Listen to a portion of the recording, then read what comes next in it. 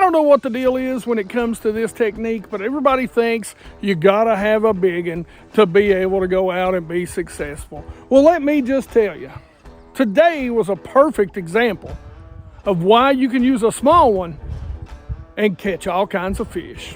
All the pros and all these power anglers, and they love to talk about their big old spoons. And I do love to throw a spoon. This is actually the Ben Parker Signature Series. This is a 7 or 8 inch, somewhere in there. But I love to throw them. I've got a ton of big Flutter spoons or casting spoons that during the summer I love to throw.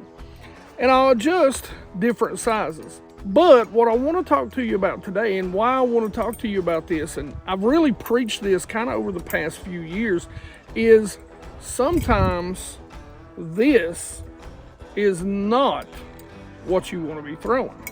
I threw a minnow bait in I don't know how many different sizes, how many different colors today, and this, that's a bass itch right behind us, this is what caught most of the fish that I was fishing for today. This is a Mojo spoon from Nichols. It's small. It's probably, I don't know, 3 inches, 2.5 inches, 2 3/4 inches. It is small. I'll put links in the description of everything. Now, I put me a nice feather treble on the back, and of course we always attach a swivel. But this bait is about 1/2 ounce, so you don't even need special equipment to throw this little bait. And it'll get down there really fast, as long as you're feeding it line. But this is what I want to talk to you about today. And there's several different versions, several different brands. We're going to go through them. We're going to talk about them. And I'm going to talk to you about why you should be throwing a spoon, whether it's from the bank or boat, today, right now. Because it is such a reaction bait, even when they're not in the mood to feed. As a matter of fact, most of the time, these are my 2 favorite styles of spoon. Now, you'll notice a little something here, and I actually have these wrapped with crank wraps. So crank wraps actually makes, I'll be honest with you, I don't even know if they're still in business anymore. I hope they are, because I plan on ordering some more of these. They make very natural printed stickers that stick on the outside of these. This is just one that I grabbed. It's a gizzard shad that I just wrapped around it. I think it was for like a 6XD or something. This one's actually made for the spoons. This is a 6 inch, and 90% of the time, these and anything in between are what I'm throwing. This is a 6 inch, and this is a Sexy Spoon by Strike King. One of the things that I do want to say is that I love to ledge fish. It's been one of my favorite things to do, offshore fish during the summer. Now, because of where I live, those clear lakes, it's why I love to use these. It kind of dulls down the flash, looks a little more natural. And you know, today the lake is probably easy 8 to 10 feet in most areas, maybe even 10 to 12 in others. And that big flashy spoon a lot of times isn't going to get bit in that ultra clear water.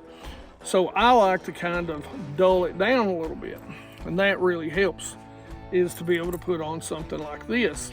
The other thing I want to do is make sure that I'm matching the bait fish, but not always.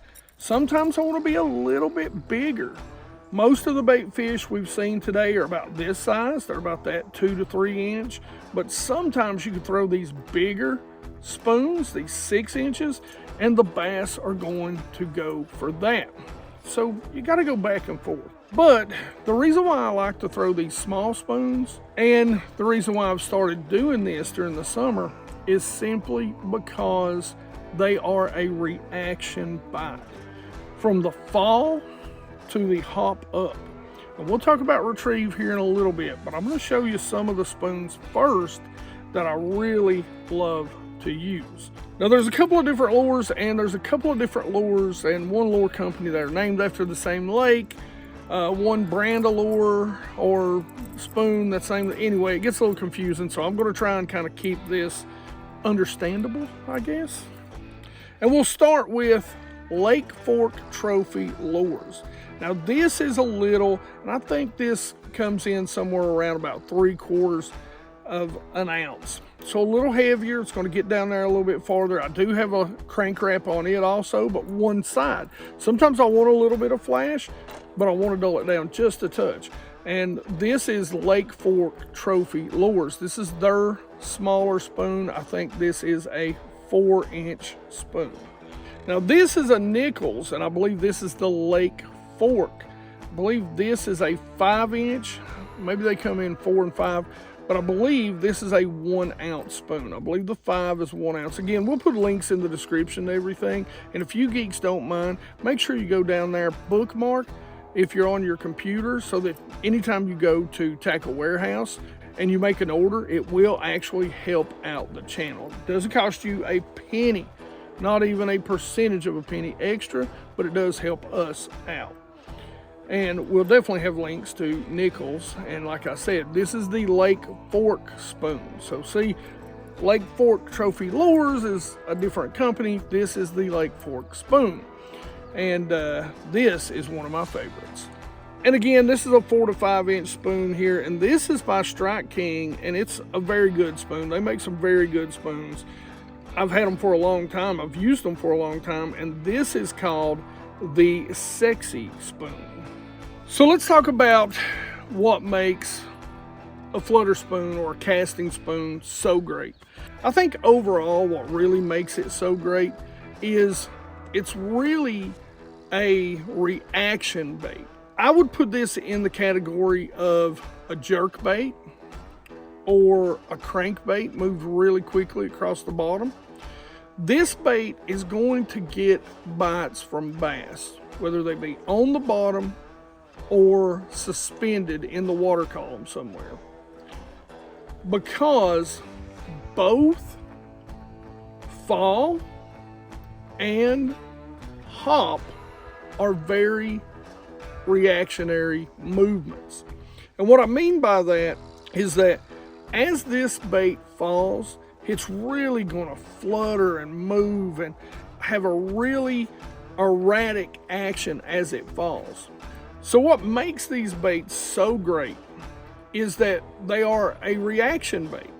When they fall, they've got an incredible movement on the fall. They're moving, they're fluttering, they're wide. They'll fall and dart side to side and then dive down. And then when you give it a quick rip, it's going to come shooting back up a few feet. The bass can't stand that movement. And it doesn't matter. Like, I had 3 or 4 minnow baits out on the deck of my boat today. And I was throwing them at them and shaking them at them. Well, this little bait outperformed those minnow baits 10 to 1. And as soon as I threw it out there and seen the bass's reaction, I knew this was the bait that was going to get me bites today. And the reason why is they just can't stand it. Now you have to play with it, and we'll talk about retrieves and stuff later. With and without forward-facing sonar, of course. But again, sizes, you've really got to match the hatch. Sometimes going just a slight bit bigger can trigger those bass. Today, they were really keyed in. There's a lot of bait fish in that 15 to 5 feet, and they were smaller. So this one was what seemed to get those bass fired up. And we did. We run through some of the bigger ones all the way up to the 6-inch. And what worked for us was the Mojo. Now, we'll say this. Pretty much on all these, you're going to be able to get away with a good flipping rod. This, I think, is a little over an ounce. I want to say it's maybe 1 ounce and a quarter to 1.5 ounces. I can't remember what the 6 inches are. So they're going to fall a little bit quicker. You're going to maybe need a little heavier rod. But realistically, again, a good flipping rod, you can throw these, the 275s or 3s, all the way up to the 5s on a good flipping rod. all day. Now, to rig these, like I said before, to keep from getting line twist, you have to have a swivel. So we went ahead and put this swivel on. I love a feather or dressed treble on the back end.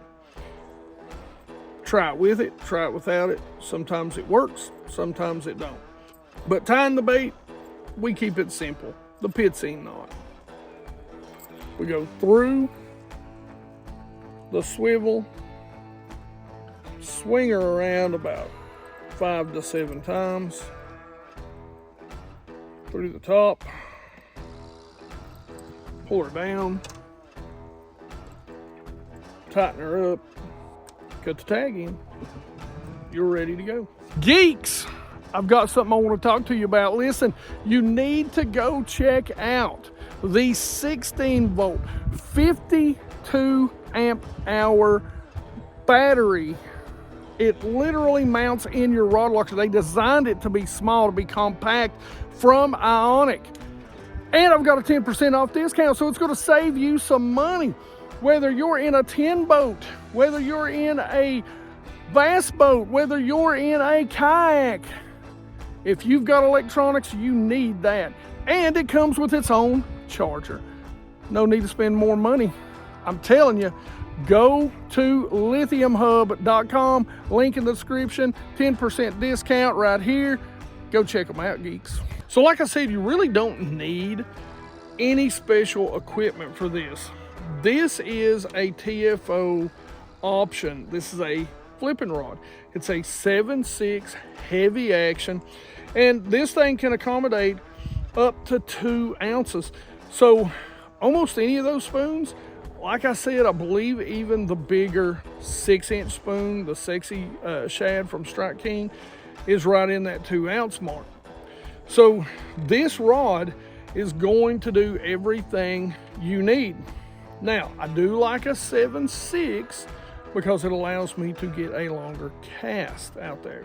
And sometimes when you're out there, maybe they're on the bottom, sometimes that will allow you to be able to get just a little bit past them, work through that whole school. Now, I like a little bit faster gear ratio reel. This is the Fitzgerald, and again, I'll tell you, you need to go check this reel out. This is the Fitzgerald VLD 10. I love how it matches up with this rod, by the way. It's perfect. And this is an 8-1-to-1.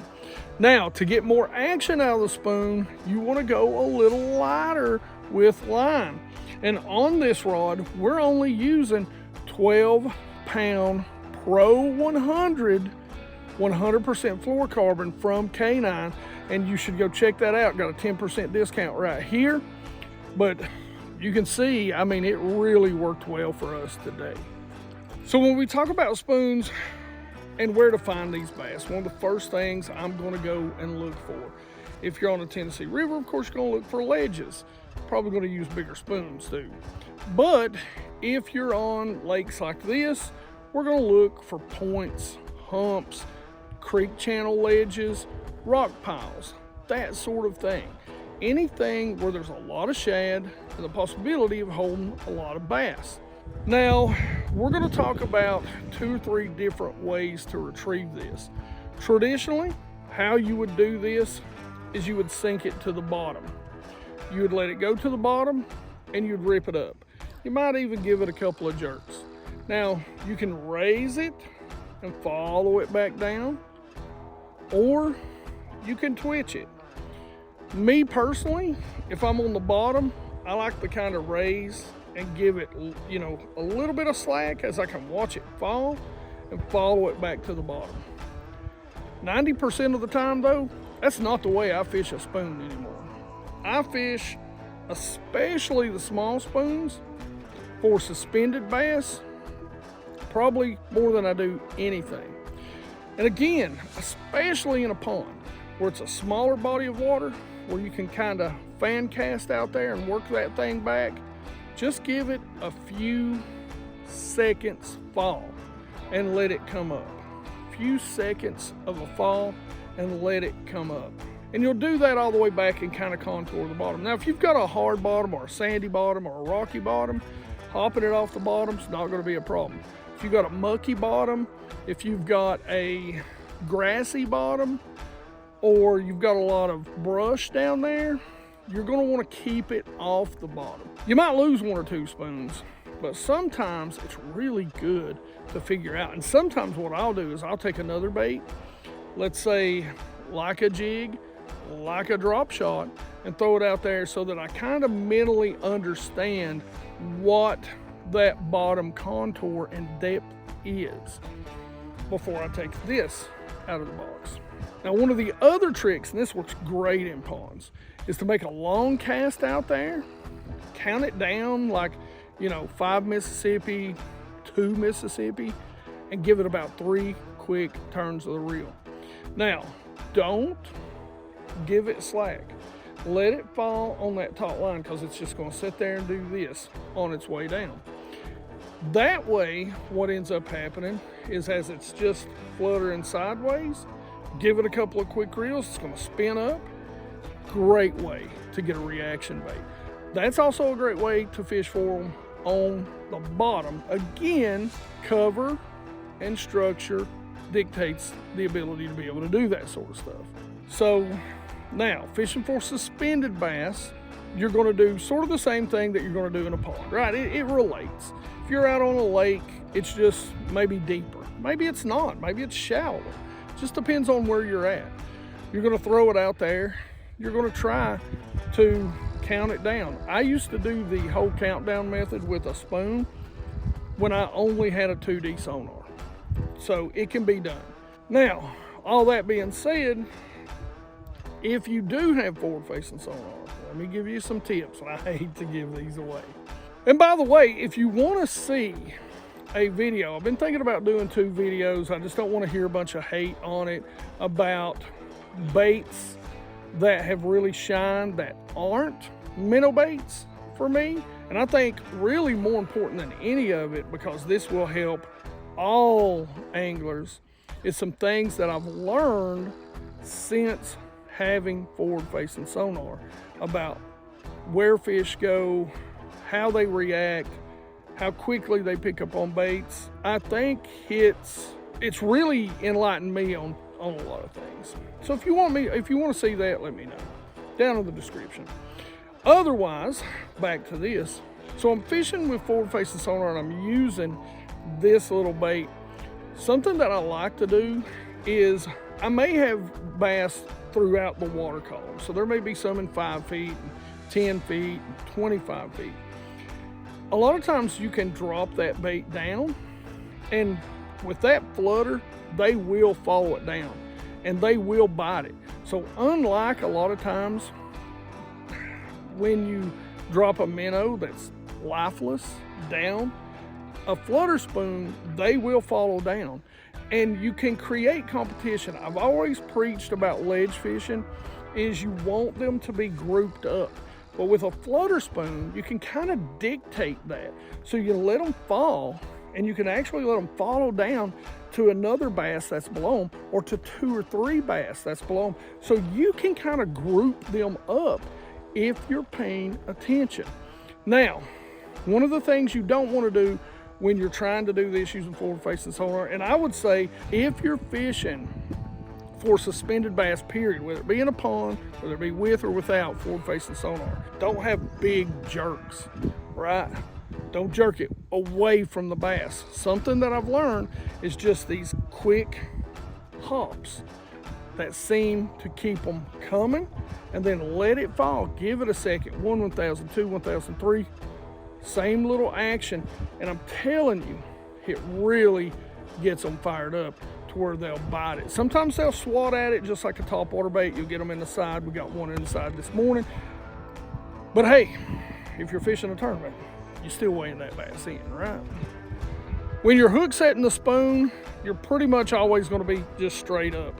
But you're going to want to get that rod tip down as quickly as you can, because even a 1/2 ounce Mojo spoon, that's some metal, they're going to have some leverage, and it's on a treble, they're going to throw it if you're not careful. Keep them tight, fight them, but don't fight them too long. Get them to the boat, get them in the boat, however you like to do it. You know me, I'm boat hopping. I mean, just get them in there the best way you can. Be very careful if you go down to try and lip them. You don't want these come flying back into your face. Be safe and have fun fishing this spoon. All right, geeks, so if you want to talk more about spoons, big spoons, little spoons, I've got a great video for you, and you can go check it out right here.